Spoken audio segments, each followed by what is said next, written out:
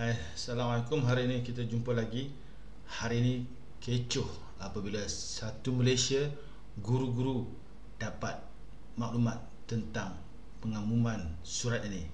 Surat yang anda lihat ni sekarang kat belakang saya ni, surat ni makluman manual pembelajaran di rumah.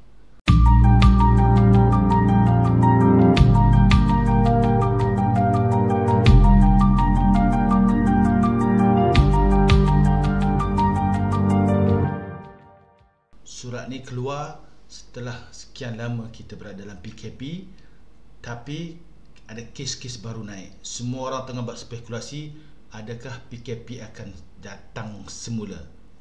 Kita tak tahu, tapi saya nak bahaskan dekat sini, kita nak terangkan dekat sini tentang kandungan surat ni.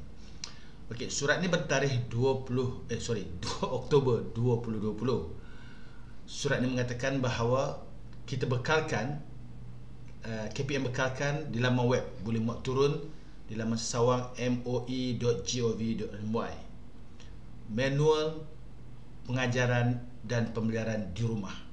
Okey, mana manualnya? Kita tengok dekat sini. Ini manual dia. Okey, kita besarkan sikit. Ini manual dia. Okey, manual ni secara ringkasnya, kalau anda belum dapat, anda boleh download dekat laman web KPM tadi, atau di mana-mana laman web, atau mungkin sekarang dah banyak dekat FB. Okey, dekat guru mungkin tak sampai lagi, tapi dah viral. Okey, saya nak bahaskan apa kandungan dia. Okey, saya tidak mahu menyatakan bahawa adakah PKP akan berlangsung semula, kita tak tahu, tapi apa yang anda perlu tahu ialah apa kandungan manual ni. Manual ni menceritakan bahawa ada 3 mood pengajaran dan pembelajaran yang akan berlaku, yang boleh dilakukan di rumah. 1, mood offline. 2, mood online. Dan 3, mood offsite. 3, online, offline, offsite. Okey. Okey, yang perkenalan ni saya tak nak bahas, you all boleh baca nanti. Okey, ini dia. Pertama, online. Bila sebut online, mesti real time. Guru mesti ada depan PC, murid ada depan PC. Peranti berskrin, dan digariskan tidak boleh bagi sekolah rendah, tidak boleh lebih dari 2 jam. Jadi saya tengok. Okey. Yang disarankan dekat sini, kalau you all tengok, dia tulis ini dalam talian real time. Ni nak kena bulatkan sikit ni. Real time. Maksudnya untuk online ni, you all tak boleh bagi WhatsApp kerja buat sendiri. Tak boleh. Itu bukan real time. Itu kerja rumah.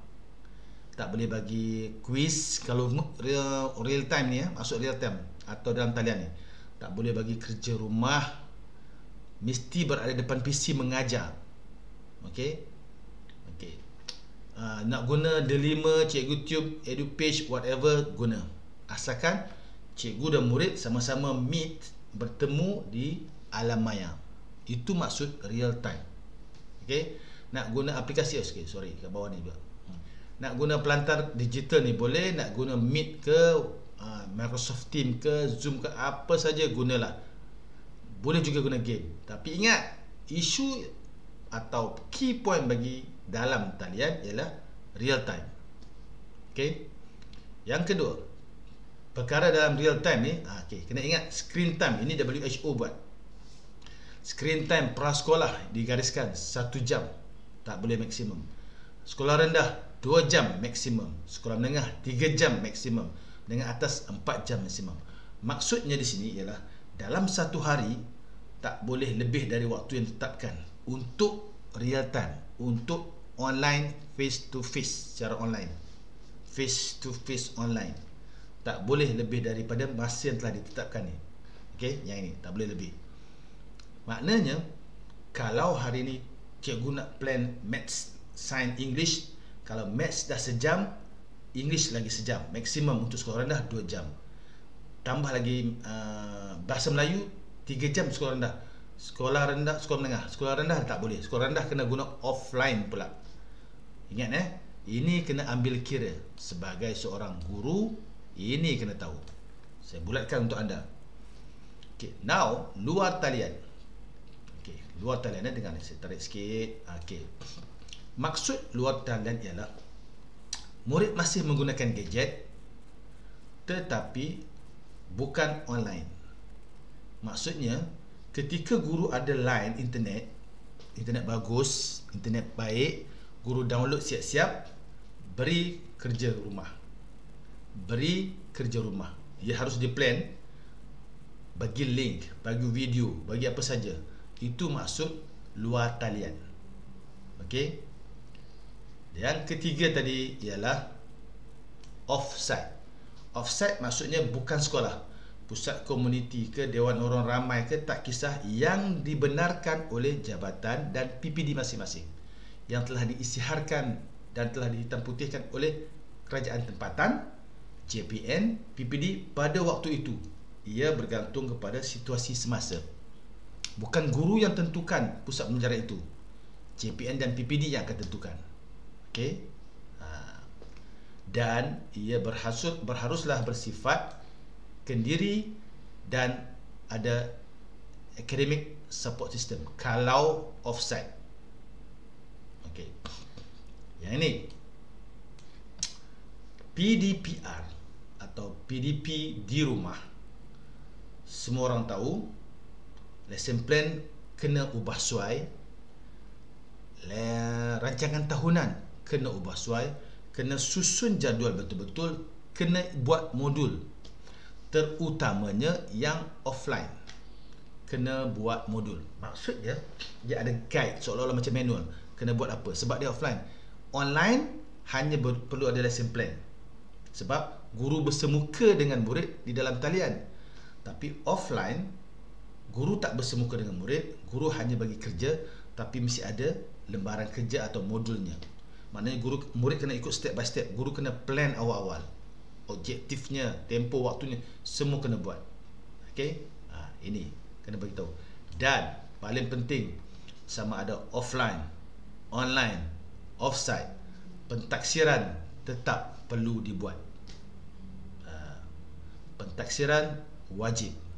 Kalau tak ada pentaksiran, tak ada perkembangan murid, maka tidak adalah pembelajaran. Pembelajaran harus ada pentaksiran setiap kali untuk mengetahui lemah dan baiknya pembelajaran itu.